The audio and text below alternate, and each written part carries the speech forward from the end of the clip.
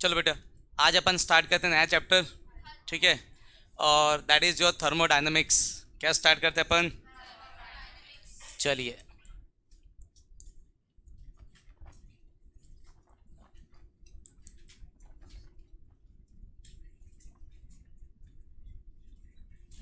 देखो, अगर अगर बात करते हैं थर्मोडायनेमिक्स की, ठीक है, तो thermodynamics is a branch of chemistry which deal with heat transfer. कोई भी रिएक्शन होगा, हीट आएगा। हीट मतलब एनर्जी, यस और नो? तो जब भी कोई केमिकल रिएक्शन होगा, एनर्जी आएगा कि नहीं आएगा? आएगा। जब भी एनर्जी आएगा, जब भी एनर्जी की बात होगी, थर्मोडायनेमिक्स आएगा। क्या आएगा? हर जगह पे घुसेगा ये। तो थर्मोडायनेमिक्स एक ऐसा चैप्टर है जो किसी भी चैप्टर में आ जाएगा, जहाँ पे एनर्जी की बात हो रही, रिएक्शन मतलब एनर्जी की बात, और एनर्जी की बात मतलब थर्मोडायनेमिक्स। कोई दिक्कत इसमें? तो थर्मोडायनेमिक्स में अपन देखेंगे दो चीज़ें, एक आपका सिस्टम और दूसरा आपका, देखो भाई, थर्मोडायनेमिक्स में दो पार्ट पढ़ेंगे अपन, है ना। पहला थर्मोडायनेमिक्स जो फिजिक्स में भी आता है, और दूसरा हम पढ़ेंगे थर्मोकेमिस्ट्री। आ रहा है समझ में? तो थर्मोडायनेमिक्स जब तक चलेगा तब तक आपको ये टफ लगेगा, जैसे थर्मोकेमिस्ट्री स्टार्ट होगा आपको आसान लगेगा। तो होता क्या, जनरली 11th क्लास में क्या करते, थर्मोडायनेमिक्स प्लस थर्मोकेमिस्ट्री पैरेलल चलता है एक साथ। तो जहाँ थर्मोडायनेमिक्स आता है टफ लगता है, फिर थर्मोकेमिस्ट्री आता है तो आसान लगता है, फिर थर्मोडायनेमिक्स आएगा फिर टफ, थर्मोकेमिस्ट्री आएगा फिर आसान। अपन ने उसको सेपरेट ही कर दिया पूरा। थर्मोडायनेमिक्स पूरा पहले वाइंड अप करेंगे, फिर थर्मो केमिस्ट्री पढ़ेंगे, यस और नो? तो थर्मोडायनेमिक्स पहले वाइंड अप करेंगे, आपको टफ लगेगा, फिर थर्मो केमिस्ट्री आसान लगेगा। आया समझ में? तो जनरली वेटेज की अगर बात करें तो हमारा ज़्यादातर मैक्सिमम जो क्वेश्चन है वो थर्मो केमिस्ट्री बेस्ड आता है। किस पे बेस्ड आता है? फिजिक्स में थर्मोडायनेमिक्स पढ़ लियो क्या तुम लोग? हाँ, फिर दिक्कत नहीं होगी। थोड़ा फिजिक्स का और केमिस्ट्री का साइन कन्वेंशन उल्टा होता है, ठीक है। तो फिजिक्स वाले हैं अपन, केमिस्ट्री वाले, हमारे में थोड़ा फ़र्क है ना, तो हमेशा फ़र्क रखते हैं। तो साइन कन्वेंशन फ़र्क रखा है हमने। क्या फ़र्क रखा है? Sign convention. आ रहा है समझ में? तो अपन थोड़ा सा साइन कन्वेंशन का फ़र्क रखें तो वहाँ दिक्कत नहीं करेगा, क्योंकि पढ़े नहीं अभी तक। तो मैं पढ़ा के चले जाऊँगा, दिक्कत नहीं होगी। जब फिजिक्स पढ़ोगे तब थोड़ा दिक्कत आएगी, क्योंकि चेंजेस आएंगे थोड़ा सा सिंबल, मतलब साइन में, ठीक है। अब सबसे पहले समझते हैं सिस्टम। सिस्टम मतलब क्या? एनीथिंग, ठीक है, anything which are under observation. System क्या होता है? कुछ भी जिसको तुम ऑब्जर्व कर रहे हो। तो कोई भी एक, suppose a cup of T, एक कप में चाय रखा हुआ है, ठीक है। तो गर्म चाय का एक कप है, उसमें अब मैं उसको बैठ के देख रहा हूँ, टाइम टाइम पास करने के लिए कुछ नहीं है, ठीक है। तो चाय को देख रहे हैं, पी नहीं रहे कि पियेंगे तो ख़त्म हो जाएगा, देखेंगे किसको, इसलिए इसलिए बैठ के चाय को देख रहे हैं। देखते देखते 15-20 मिनट हो गया, तब तक में चाय ठंडा हो गया, यस और नो? मक्खी बेवकूफ़ नहीं है, गर्म चाय में कोई मक्खी नहीं पड़ती, समझे? तुम्हारे जैसे नहीं है। चाय ठंडी हो जाएगी, नहीं पियोगे फिर मक्खी पड़ेगी। आप गर्म चाय को छोड़ के जाओ, कभी मक्खी नहीं पड़ेगी जब तक वो ठंडा। आपके पास दिमाग होना, वो मक्खी के पास है, समझे? तो चाय को देखते देखते 15-20 मिनट हो गया, 15-20 मिनट बाद क्या हो गया? चाय ठंडा, यस और नो? तो that cup of T is my system. वो कप ऑफ टी क्या हो गया मेरा? उस चाय के कप को छोड़ के पूरी दुनिया, सराउंडिंग, रेस्ट ऑफ यूनिवर्स। आ रहा है समझ में? कोई कमरा है जिसमें कोई थर्मोडायनेमिक प्रोसेस चल रहा है, पूरा कमरा ऑब्जर्वेशन पे रखा हूँ मैं, तो that whole room is my system and rest of universe surrounding. आया समझ में? तो सिस्टम क्या? यूनिवर्स का एक स्पेसिफिक पोर्शन है ये। क्या है यूनिवर्स का? Specific portion which are under observation, जिसको मैंने किस में रखा है? ऑब्जर्वेशन में। तो पूरे यूनिवर्स का एक छोटा सा पोर्शन जिसको मैंने ऑब्जर्वेशन पे रखा है, जिसको मैं ऑब्जर्व कर रहा हूँ, तो that is my system and rest of thing is. कोई दिक्कत इसमें? अब देखो, सिस्टम होते हैं 3 टाइप के। कितने टाइप के? 3 टाइप। जैसे मैंने बताया, मेरा सिस्टम है कप ऑफ टी। अब जैसे ही मैंने उसको रखा तो कुछ टाइम के बाद वो ठंडा हो गया, तो हीट कहाँ गई? तो सराउंडिंग के साथ उसने क्या एक्सचेंज किया? Energy. Heat is nothing but the form of energy. तो उसने सराउंडिंग के साथ क्या एक्सचेंज किया? एनर्जी। और जब चाय के कप को तुम रख के देखोगे तो उसमें से वेपर निकलते हुए दिखेगा। जब तक वो गर्म रहेगा उसमें से कंटिन्यूसली वेपर निकलेगा। वेपर मतलब मास, यस और नो? वेपर है, कुछ ना कुछ मास होगा ना। तो साथ में उसने क्या ट्रांसफ़र किया? मास। दो चीज़ें ट्रांसफ़र हो गई, एक एक मास और एक एनर्जी। ऐसे सिस्टम को हम बोलते हैं ओपन सिस्टम। क्या बोलते हैं इसको? ओपन सिस्टम का मतलब एक सिस्टम जो अपने सराउंडिंग के साथ दो चीज एक्सचेंज करेगा, मास भी और एनर्जी भी। तो जो सिस्टम मास एनर्जी दोनों ट्रांसफर करे वो ओपन सिस्टम। यस और नो? अब गर्म चाय का कप रखा है, मुझे टेंशन हुआ कि अगर मक्खी गिर गई तो क्या, तो मैंने उसको ढक के रख दिया, उसके ऊपर एक प्लेट रख दिया। अब प्लेट रख दूंगा तो कुछ टाइम के बाद चाय ठंडा तो हो जाएगा। यस और नो? मक्खी नहीं पड़ेगी तो मास का transfer.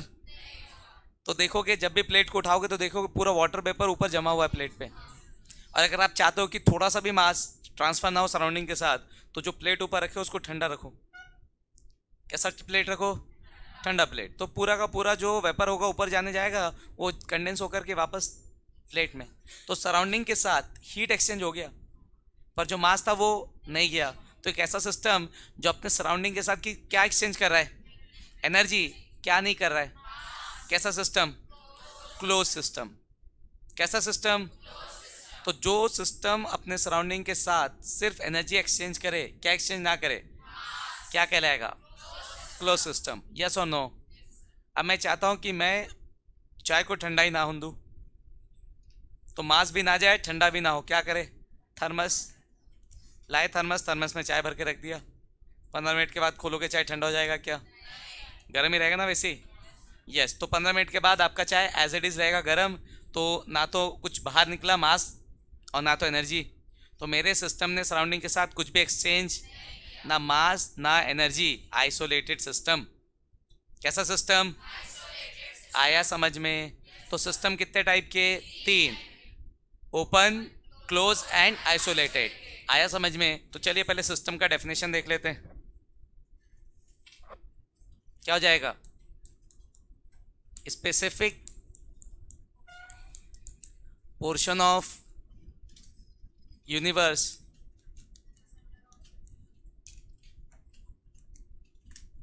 which are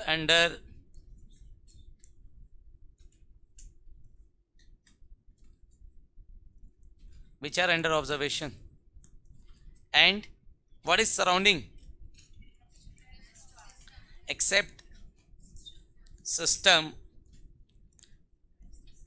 rest of universe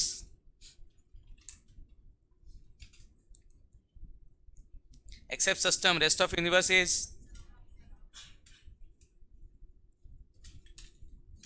तो बच्चों सिस्टम को छोड़ के पूरी दुनिया क्या है आपका? सराउंडिंग। तो specific portion system and except that system rest of universe is. कोई तकलीफ किसी को? आओ थोड़ा सा देखते हैं सिस्टम के टाइप। क्या देखते हैं सिस्टम के टाइप? समझते हो? अभी समझाए कितने टाइप? 2 type of system. पहला open system. What is open system? जो अपने सराउंडिंग के साथ दो चीज एक्सचेंज करेगा, एक मास और दूसरा यस और नो। तो क्या हो जाएगा? A system which can exchange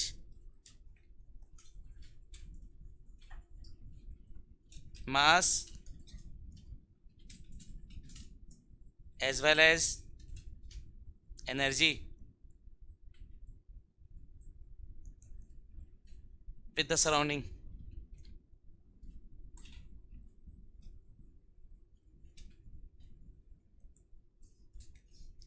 A system which can exchange mass as well as energy with the surrounding क्या कहलाएगा?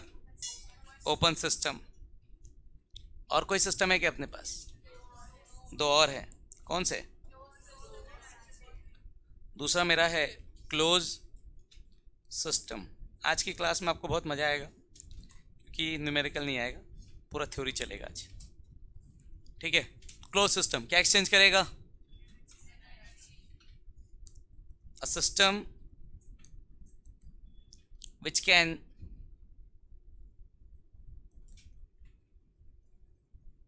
exchange क्या? mass but not oh A system which can exchange energy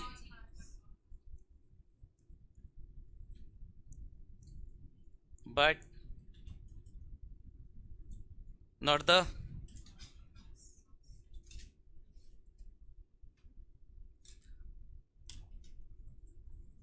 mass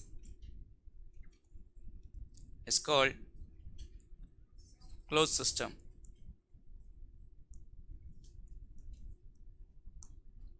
और एक और है अपने पास, that is your isolated system. कौन सा system? Isolated.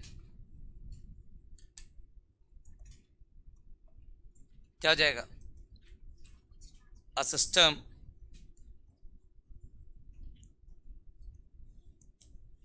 which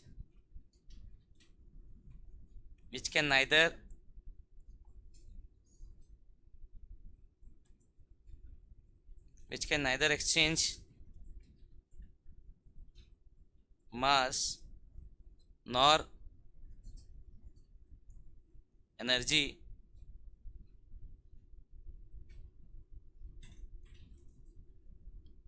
is called क्या?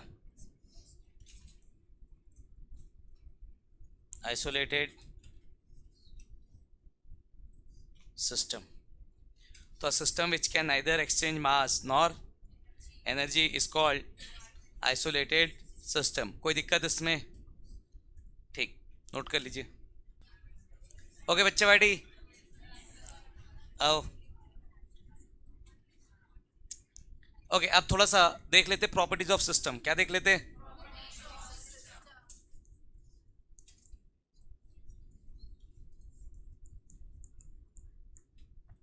Properties of system. तो सिस्टम की प्रॉपर्टी की बात करते बच्चों, तो एक होता है इंटेंसिव और एक होता है एक्सटेंसिव. तो दो टाइप की प्रॉपर्टी होती है. एक होती है इंटेंसिव प्रॉपर्टी,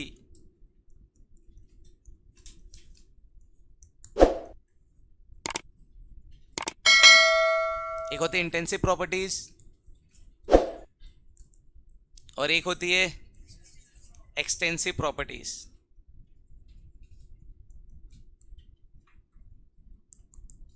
एक्सटेंसिव प्रॉपर्टीज मतलब एक ऐसी प्रॉपर्टी जो क्वांटिटी पे डिपेंड करता है और एक ऐसी प्रॉपर्टी जो क्वांटिटी पे डिपेंड नहीं करता. तो इतना मुझे याद रहता था, एक प्रॉपर्टी जो क्वांटिटी पे डिपेंड करेगा और एक क्वांटिटी पे डिपेंड. तो हमेशा कंफ्यूजन होता था एक्सटेंसिव कि इंटेंसिव. यस और नो? ठीक, तो आपसे कंफ्यूजन नहीं होगा. Intensive I for intensive, I for independent. I for intensive, I for जो प्रॉपर्टी क्वांटिटी के इंडिपेंडेंट है.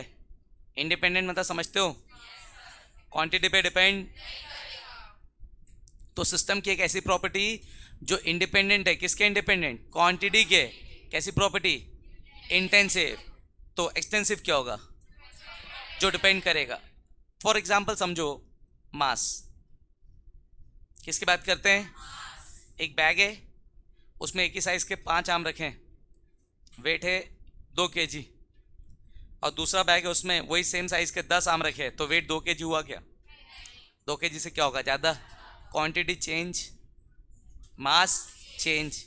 क्वांटिटी चेंज, तो मास क्वांटिटी पे डिपेंड कर रहा है कि नहीं कर रहा है? कर रहा है ना. तो इंटेंसिव नहीं, एक्सटेंसिव. इंटेंसिव नहीं. तो एक ऐसी प्रॉपर्टी सिस्टम की जो किस पे डिपेंड करता है, वो इंटेंसिव की एक्सटेंसिव. तो मास कैसी प्रॉपर्टी? वॉल्यूम. क्वांटिटी बढ़ाऊंगा वॉल्यूम चेंज होगा, हाँ या ना? तो क्वांटिटी बढ़ाऊंगा वॉल्यूम बढ़ेगा, तो वो भी कैसी प्रॉपर्टी? एक्सटेंसिव. तो जो सिस्टम की एक ऐसी प्रॉपर्टी जो क्वांटिटी पे डिपेंड करे, एक्सटेंसिव. क्वांटिटी पे डिपेंड ना करे, इंडिपेंडेंट.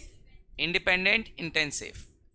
फॉर एग्जांपल 1 लीटर पानी पकड़ा है तुमको, नॉर्मल पानी, pure water.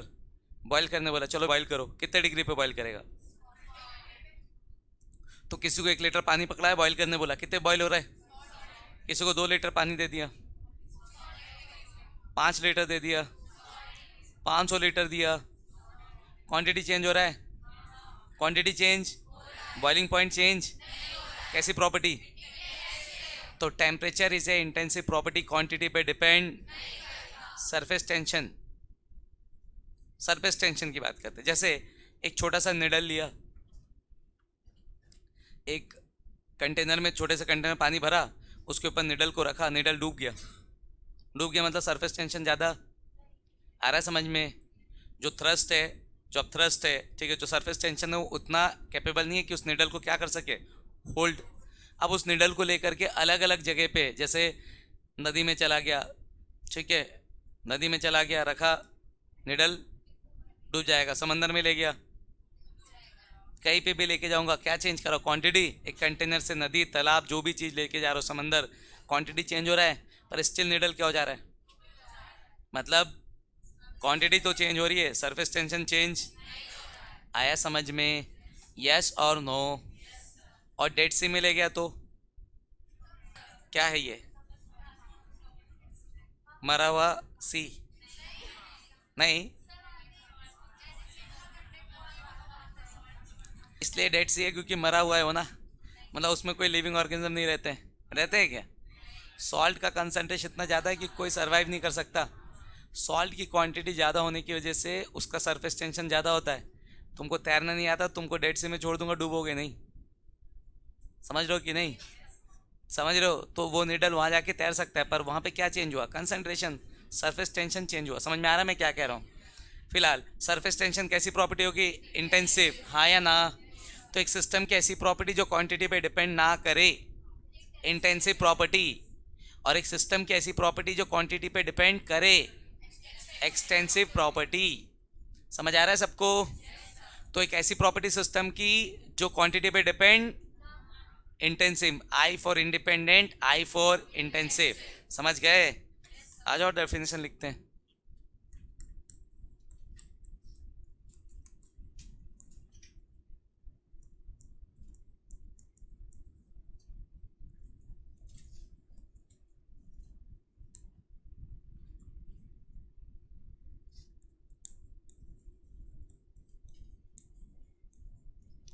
So property of a system which is independent of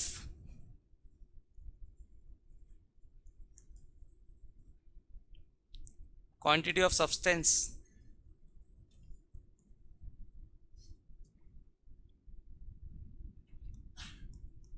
present in it। समझे कि नहीं? तो एक सिस्टम की ऐसी प्रॉपर्टी जो किस पे डिपेंड नहीं कर रहा है, उसकी क्वांटिटी पे, क्या बोलेंगे उसको? Intensive property. यस और no? Example?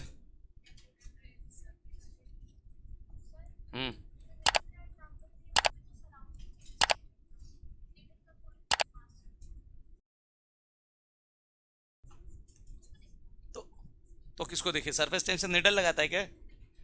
Who is causing surface tension? Water ना। तो पानी देखोगे निडल? नहीं सर, मेरा निडल तो उतना ही है। तो क्वांटिटी तो चेंज हुआ, हाँ, निडल सरफेस टेंशन दे रहा है ना। Who is giving the surface tension? तो पानी क्वांटिटी चेंज हो रही है, एक मग में है ना, एक रिवर में है और एक समंदर में, तो क्वांटिटी चेंज हुई कि नहीं? हाँ, और नहीं समझ में आ रहा तो चुल्लू भर पानी लो, बस, बाकी समझ गए आप। उसमें निडल नहीं, तुमको डुबाएंगे उसमें। Temperature and surface tension. एक बात बताओ, तुमको पानी में डालेंगे तो क्या होगा? डूबोगी, तैरोगी? तैरना नहीं आता ना? ठीक है बेटा, चलो एक दिन तो मेरे साथ blue water.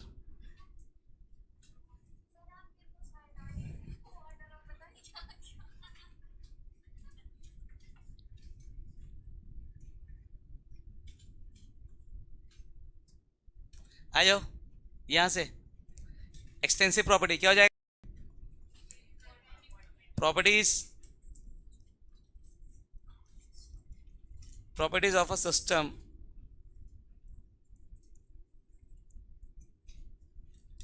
which is which depends on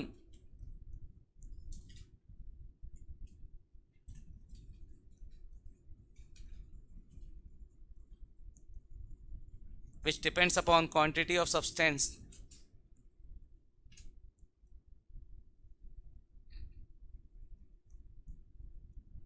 present in it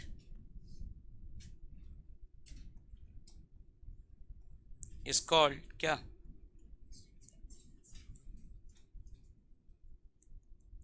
is called extensive properties. क्या बोलते हैं इसको? Extensive properties. एग्जांपल,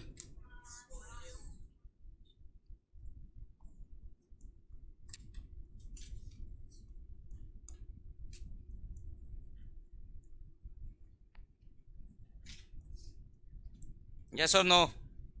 कोई तकलीफ किसी को? किसी को भी? नोट कर लीजिए बच्चे लोग. लिख डाले क्या अपन? आओ थोड़ा सा पढ़ते हैं. Thermodynamic process.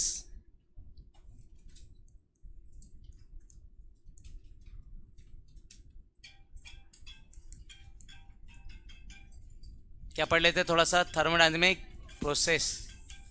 तो थर्मोडायनेमिक प्रोसेस की अगर बात करते हैं, 4 टाइप के होते हैं. कितने टाइप के होते हैं? ठीक है.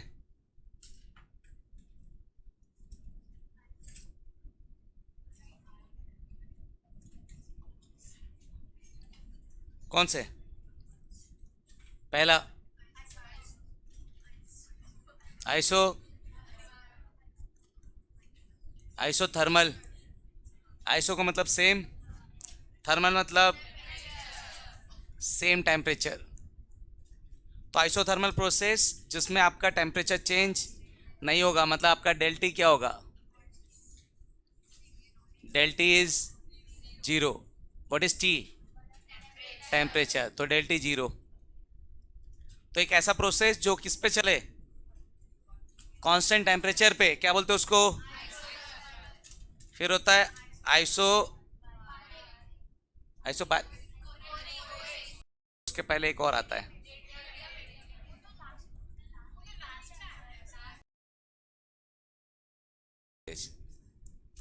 Adiabatic process. यस और नो? एडियाबैटिक मतलब हीट ट्रांसफर क्या हो जाएगा? 0. तो del of Q is equals to, समझ गए सभी लोग? ठीक. Then we are having isobaric. Bar मतलब, हाँ चलो ठीक, कुछ तो सही सही समझे पहली बार में. तो आइसोबारिक कांस्टेंट, तो डेल पी कितना? यस और नो? और एक चौथा प्रोसेस है अपने पास,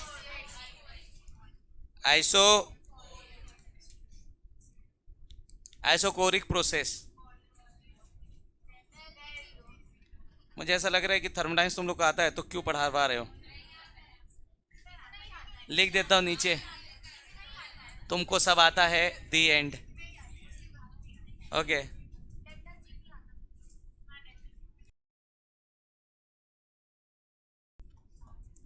क्या हो जाएगा? एक ऐसा प्रोसेस जो कांस्टेंट टेम्परेचर पे चलेगा, आइसोथर्मल.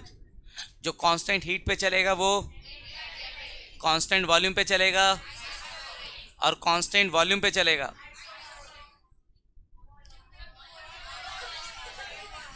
कांस्टेंट वॉल्यूम में कांस्टेंट प्रेशर पे. ओके आ जाओ. Get lost. a process which occurs at constant क्या? a process which occurs at constant temperature is called क्या?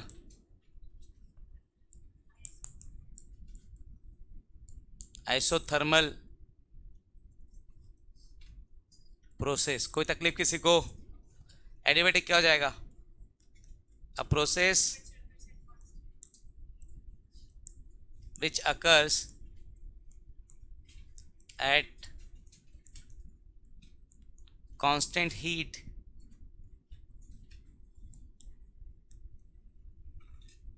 is called क्या?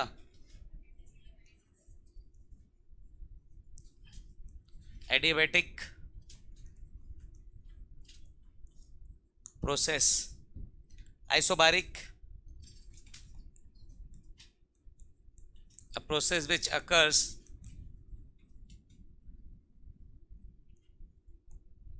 at constant pressure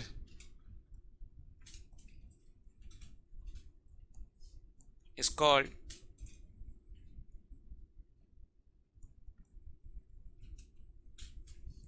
isobaric process.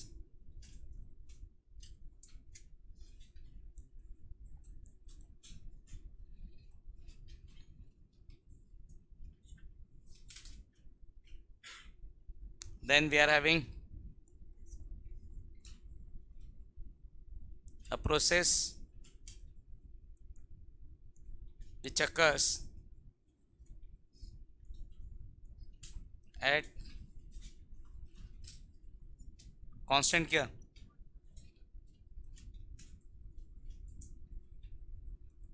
Constant volume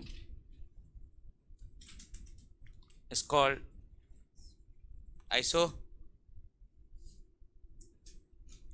isochoric process.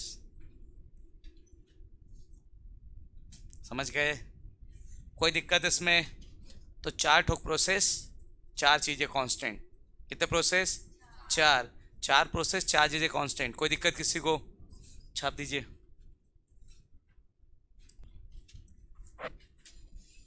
आगे 2 type के function होते हैं. एक होता है स्टेट फंक्शन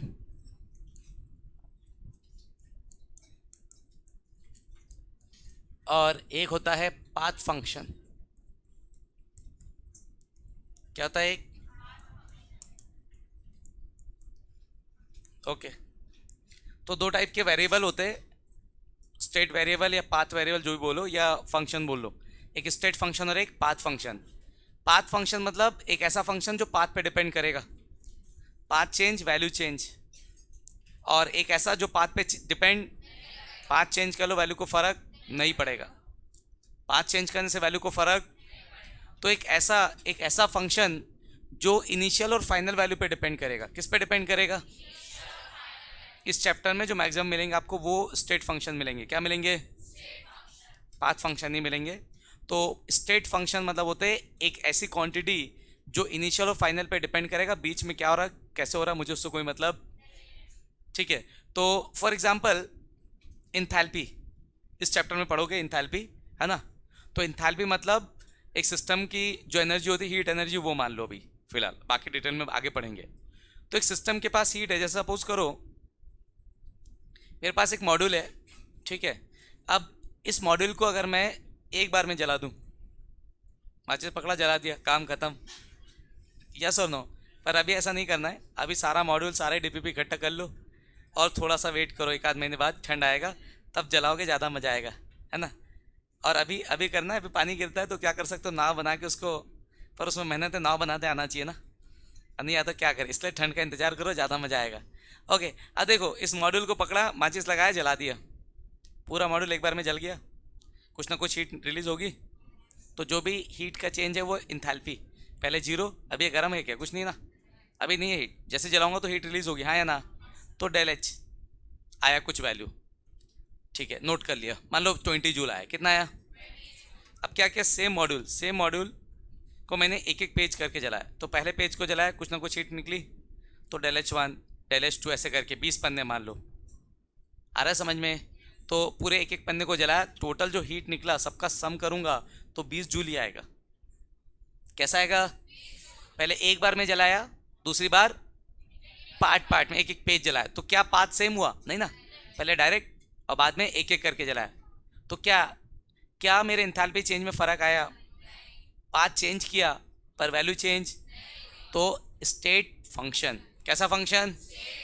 ये डिपेंड करे इनिशियल और फाइनल पे. इनिशियली 0, फाइनल पे जो आया, फिर तुमने एक एक करके जलाया तो भी इनिशियली क्या था? 0, और फाइनली टोटल जला 20 पेज, कितना एनर्जी आया. कोई दिक्कत इसमें? तो जो पाथ पे डिपेंड करेगा वो, और जो पाथ पे डिपेंड नहीं करेगा वो स्टेट फंक्शन.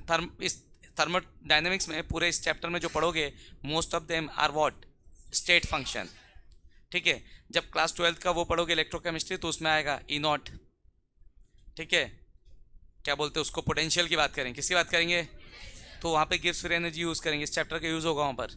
और वहाँ पे ये बताया जाएगा कि भैया जो आपका इलेक्ट्रोड पोटेंशियल होता है, potential is a path function, path पे डिपेंड करेगा, पाथ चेंज होगा वैल्यू चेंज जाएगी, पाथ चेंज करोगे ई नॉट की वैल्यू चेंज होगी पर डेल जी की वैल्यू चेंज, समझ गए। तो ई नॉट जब निकालना होगा तो डेल जी के टर्म्स में निकालें, क्योंकि del G is a state function, initial और फाइनल पे डिपेंड करेगा, और ई नॉट आपका किस पे डिपेंड करेगा, पाथ पे। पढ़ाऊंगा तब क्लियर होगा, अभी रहने दो। तो फिलहाल एग्जांपल बता रहा था कि state function path change value को चेंज नहीं होगा, path function path change value change, कोई दिक्कत इसमें। तो क्या होगा, property of a system, yes और नो, या a function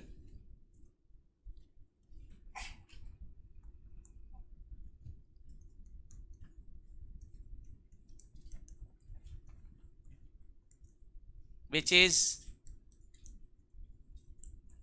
independent, which is independent of path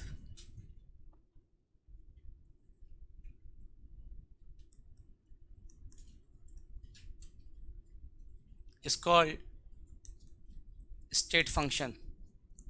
thermodynamics में आगे जितनी भी चीज़ें पढ़ाऊंगा सब स्टेट फंक्शन होंगे, एग्जांपल लिखने की जरूरत। और पाथ फंक्शन क्या होगा, a function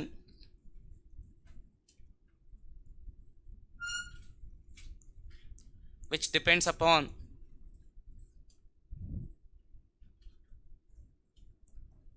path of the system। आया समझ में।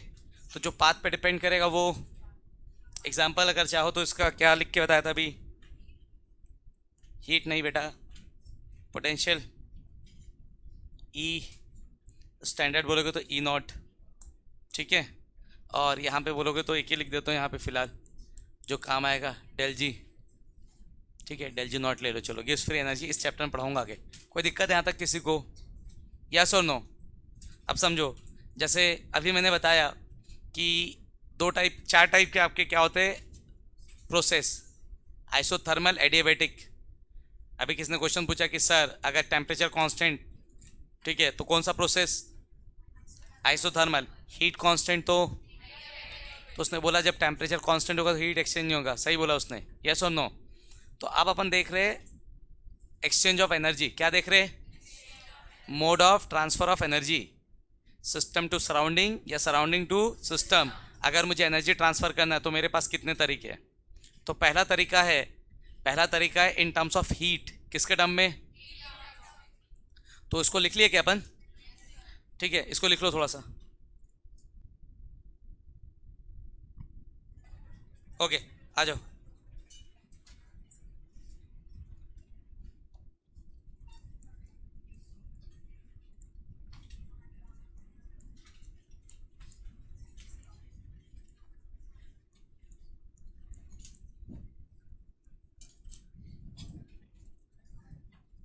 अब बेटा अपन थोड़ा समझते हैं mode of transfer of energy. अपने को एनर्जी ट्रांसफ़र करना है सिस्टम टू सराउंडिंग और surrounding to system, that depends, ठीक है। अब अगर बात करते हैं हीट ट्रांसफ़र की, किसकी बात करते हैं, तो अगर हीट ट्रांसफ़र की बात करेंगे अपन तो मेरे पास दो मोड है, कितने मोड है, दो। एक, एनर्जी को मैं ट्रांसफ़र करूँगा इन टर्म्स ऑफ हीट, किसके फॉर्म में, हीट, दैट इज क्यू। और दूसरा work,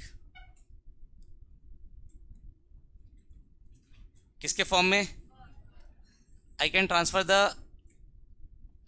the energy in two ways, in terms of heat और इन टर्म्स ऑफ, कोई दिक्कत किसी को। तो यहाँ पे समझो, अगर हम बात करते हैं हीट की, किसकी बात करते हैं, फॉर एग्जांपल सपोज करो कि आशुतोष का एग्जांपल ले लेते हैं, ठीक, आशुतोष को फीवर है, ठीक है, और उसके बाजू में जो बैठा है पीछे उसको फीवर नहीं है, है ना, तो उसका बॉडी टेम्परेचर नॉर्मल। अब आशुतोष आया, उसको अपना हाथ पकड़ा है, कि देख भाई पकड़ के देख, बॉडी टेम्परेचर ज़्यादा है क्या है, फीवर तो नहीं है। अब जैसे उसने उसका हाथ पकड़ा है तो सामने वाले को उसका हाथ कैसे फील होगा, गर्म। थोड़ी देर होल्ड करके रखा, जैसे थोड़ी देर होल्ड करेगा तो क्या होगा, हीट इसके बॉडी से उसके बॉडी में जाएगा, अब उसका हाथ भी क्या हो जाएगा, गर्म। यस और नो। आशुतोष का हाथ थोड़ा सा ठंडा होगा और उसका हाथ गर्म, तब तक हीट एक्सचेंज चलेगा जब तक बराबर ना हो जाए। यस और नो। तो यहाँ पे मैंने एनर्जी ट्रांसफ़र कर दिया इन टर्म्स ऑफ हीट। कुछ किया क्या, कुछ करना नहीं पड़ा, टेम्परेचर का डिफरेंस था, उसका बॉडी टेम्परेचर ज़्यादा, उसका कम था, ट्रांसफ़र हो गया। यस और नो। आशुतोष बाहर से घूम के आया, बाहर ठंड है, ठंड में बाइक चला के आया, सिकुड़ गया पूरा, हाथ ठंडा पड़ गया। ठीक है, अब वो क्लास में बैठा है तो उसका बॉडी टेम्परेचर नॉर्मल है, उसको बोला पकड़ के देख मेरा हाथ कितना ठंडा है, हाथ पकड़ा, उसका हाथ ठंडा था। थोड़ी देर तक हाथ को होल्ड करके रखा, अब क्या हुआ, थोड़ी देर के बाद आशुतोष का हाथ धीरे धीरे गर्म हो गया, एक्सचेंज हुआ एनर्जी, उसका हाथ धीरे ठंडा होने लगा, इसका गर्म, एक्सचेंज हो गया energy in terms of heat. Yes और नो। अब आशुतोष को ना फीवर है और ना उसको बाहर से घूम के आए, ठंडा है, नॉर्मल है, इसी रूम में बैठा है, वो भी इधर रूम में बैठा है। अब उसको बोल रहा है भाई पकड़ के देख हाथ गर्म है कि नहीं। ठीक है, पकड़ा, बोले नहीं भाई नॉर्मल है। फिर थोड़ी देर बाद भाई पकड़ के देख हाथ ठंडा तो नहीं है, फिर उसने बोला नॉर्मल है, क्योंकि अब तो दोनों का बॉडी टेम्परेचर सेम है, तो हाथ पकड़ रहा है तो उसको कुछ फील ना गर्म लग रहा है ना ठंडा। यस और नो, समझ गए। तो एनर्जी ट्रांसफ़र हो रहा है क्या। फिर तीसरी बार बोला आशुतोष भाई पकड़ के देख हाथ, जैसे ही बोला तो उसने घुमा के एक दिया, जैसे उसने घुमा के दिया आशुतोष के कान के नीचे एक ठोक, तब आशुतोष को गरम गरम फील हो रहा है कान के नीचे, होता है ना। और ऐसा अगर डाउट है आपको तो आइए मेरे पास, मैं घुमा के देता हूँ, बिल्कुल फील होगा। ठीक है, अब देखो, अब पहले क्या हो रहा था, आशुतोष का हाथ जब डंडा था तो उसने पकड़ा तो आशुतोष को उसका हाथ गर्म लग रहा था, हाँ या ना। और जब आशुतोष का हाथ ठंडा था तो सामने वाले का गर्म लग रहा था, और जब आशुतोष का हाथ गर्म था तो सामने वाले का क्या लगता है, ठंडा। अब जब दोनों इस रूम में थे तो हाथ पकड़ा तो कोई फील सेम लग रहा है, हाँ या ना। तो जब परेशान किया 2-3 बार उसको, तो उसने घुमा के कान के नीचे दे दिया। अब हाथ तो ऐसे ही है पर कान के नीचे गर्म लग रहा है। अब हाथ तो ठीक है, कान के नीचे गर्म लग रहा है, मतलब क्या, एनर्जी ट्रांसफ़र हुआ। तो अब टेम्परेचर क्या था, सेम, टेम्परेचर सेम था। तो पहले जब हाथ पकड़ रहे तो एनर्जी ट्रांसफ़र नहीं होता क्योंकि टेम्परेचर सेम था, पहले केस और दूसरे केस में तो हुआ। तीसरे केस में जब दोनों का बॉडी टेम्परेचर सेम था तो एनर्जी ट्रांसफ़र नहीं हो रहा था। क्यों, क्योंकि टेम्परेचर डिफरेंस सेम है, हीट एक्सचेंज नहीं हो रहा, हीट के फॉर्म में एनर्जी ट्रांसफ़र नहीं हो रहा था। तो क्या क्या सामने वाले ने एक घुमा के दे दिया कान के नीचे, गर्म लग रहा है ना उसके कान के नीचे, मतलब एनर्जी ट्रांसफ़र हुआ ना। तो किसके फॉर्म में, हीट के फॉर्म में ना, वर्क काम किया ना, घुमा के मारा तो उसको काम करना पड़ा ना। समझ आया कि नहीं, और नहीं समझ में आया तो लाइव डेमो हम देख सकते हैं, ठीक है, इधर आके। हैं हीट क्या चीज़, एनर्जी है, वो एनर्जी है, एनर्जी ट्रांसफ़र हुआ ना भाई, एनर्जी ट्रांसफ़र हुआ कि नहीं, हीट के फॉर्म में नहीं हुआ ना। समझ आ रहा मैं क्या कह रहा हूँ, कौन सा उसका हाथ गर्म था और कौन सा आशुतोष का कान के नीचे ठंडा था, दोनों का टेम्परेचर क्या था, सेम ना, पर वर्क हुआ ना, वर्क होकर एनर्जी मिली ना आशुतोष को, जोर से पड़ा ना, उसको दर्द हुआ ना, किसकी वजह से दर्द हुआ, वर्क की वजह से, वर्क हुआ ना। समझ आ रहा है मैं क्या कह रहा हूँ, चेक करोगे अगर एनर्जी का कोई वो हो आपके पास एपरेटस तो समझ में आएगा, हाँ कान के नीचे एनर्जी ट्रांसफ़र हुआ है। तो टेम्परेचर से क्या मतलब, उसका बॉडी टेम्परेचर फॉल हो जाएगा क्या।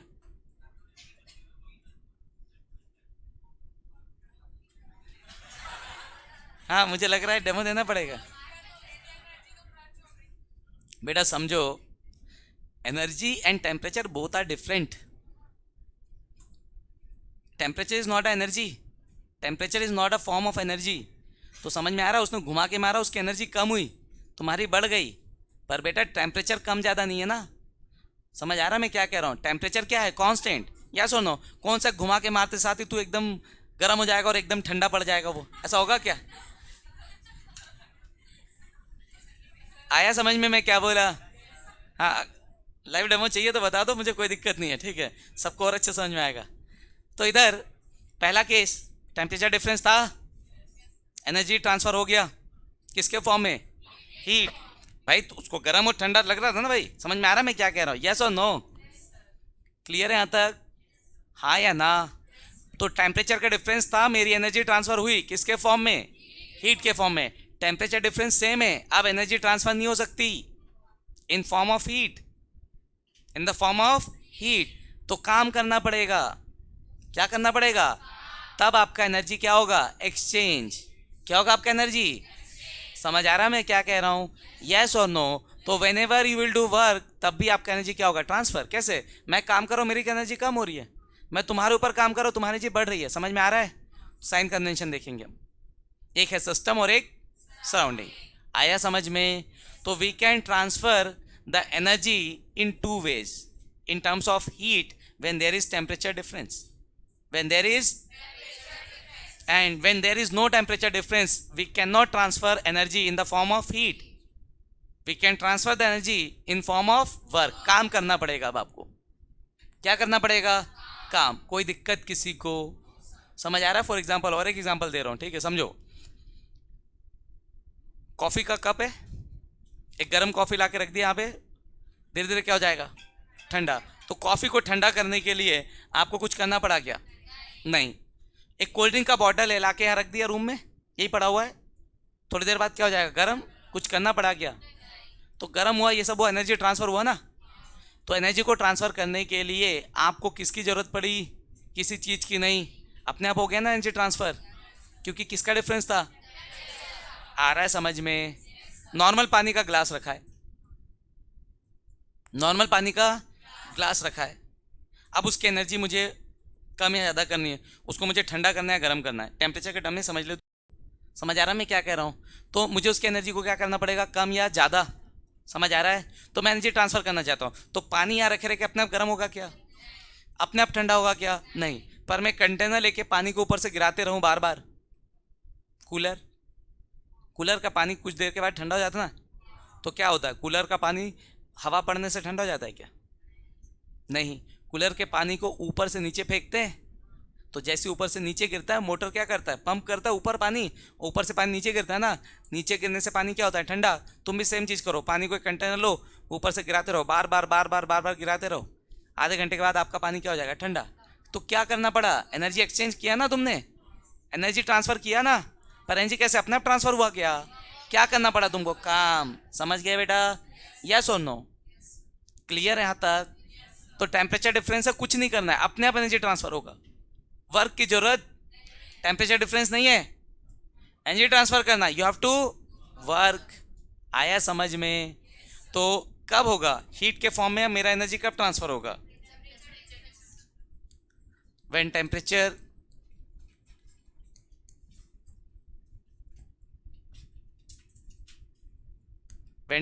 Is not constant, when temperature is not constant, then energy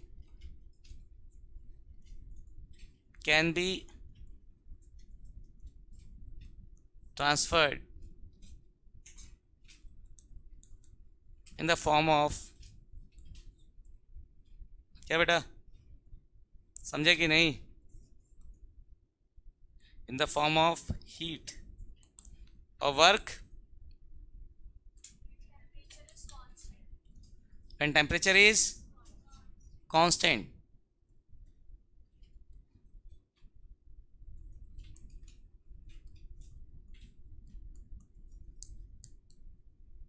when temperature is constant,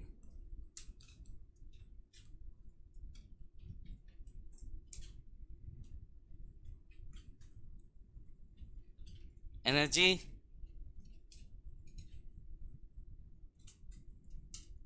can be transferred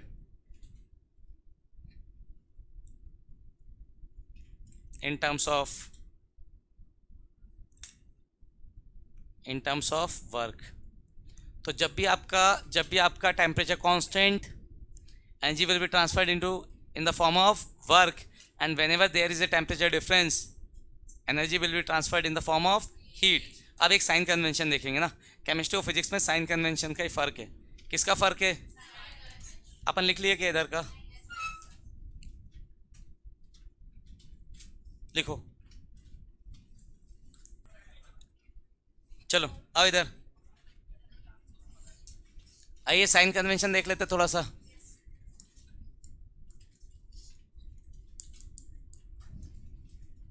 देखो भाई, साइन कन्वेंशन, ठीक है, तो क्वेश्चंस वगैरह सॉल्व करने के लिए साइन कन्वेंशन आना चाहिए।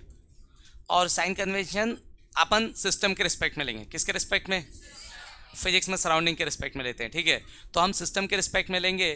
तो अगर मेरे सिस्टम की एनर्जी बढ़ेगी, किसकी एनर्जी बढ़ेगी? सिस्टम की, पॉजिटिव।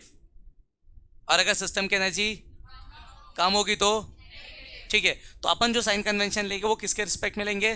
सिस्टम। सिस्टम की एनर्जी बढ़ेगी तो, और सिस्टम की एनर्जी घटेगी तो, कोई दिक्कत किसी को? आइए सबसे पहले, तो पहले मेरा जो एनर्जी है वो कितने टाइप में ट्रांसफर हो सकता है? इन टर्म्स ऑफ हीट और, तो पहला हीट के लिए लेते हैं। किसके लिए ले रहे sign convention? Heat.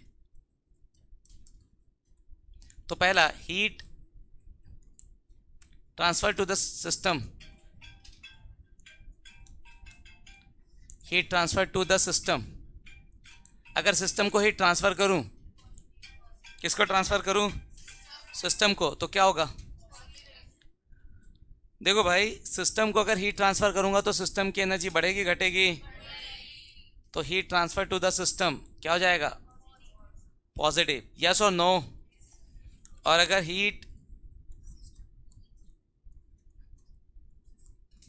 Transfer to the surrounding,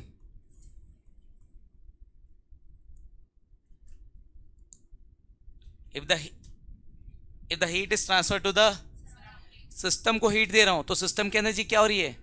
बढ़ रही है ना। सिस्टम की एनर्जी बढ़ रही है मतलब क्या? पॉजिटिव। और हीट सराउंडिंग को जा रहा है। किसको जा रहा है? हीट। तो क्या हो जाएगा? सराउंडिंग को जाएगा तो हीट सिस्टम की कम, सिस्टम की एनर्जी कम मतलब, तो क्या हो जाएगा ये? नेगेटिव। यस और नो? दूसरा तरीका क्या है? वर्क। अगर सिस्टम काम करेगा तो सिस्टम की एनर्जी घटेगी, और सिस्टम काम करवाएगा तो work done by the system, तो work done by the system क्या हो जाएगा? कोई है जिससे दिन भर काम कराता हूँ मैं, खाने के नाम पे कुछ नहीं, सिर्फ काम, क्या हो जाएगा? कुछ दिनों में मर जाएगा। पहले दुबला होगा ना, समझे कि नहीं? और कोई ऐसा है जिससे कोई काम ही नहीं कराता, दिन भर खिलाते पिलाते रहते उसको, किसको? ठीक है, तो work done on the system, तो क्या हो जाएगा मेरा सिस्टम? मोटा। अच्छा ठीक, ओके। तो एनर्जी बढ़ी कि कम हुई? मतलब क्या हो जाएगा? पॉजिटिव। समझ आया? तो work done by the system negative, and work done क्या हो जाएगा? समझ गए? ठीक, छाप दो।